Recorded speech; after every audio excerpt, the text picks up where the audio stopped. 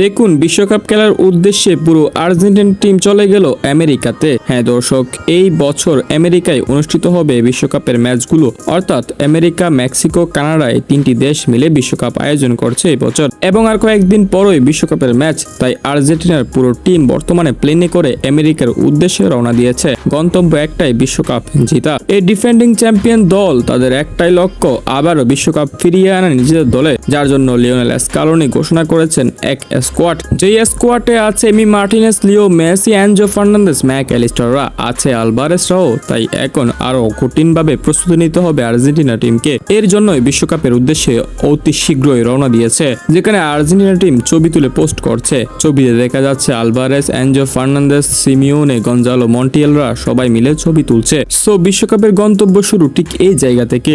এখন শুধু একটাই লক্ষ্য, আবারও ফিরিয়ে আনা বিশ্বকাপ তাদের কাছে। কি মনে হয় দর্শক, আর্জেন্টিনা কি আবারও বিশ্বকাপ জিততে পারবে, নাকি অন্য কোনো দল এবার চ্যাম্পিয়ন হবে? তা অবশ্যই কমেন্ট সেকশনে জানাতে পারেন।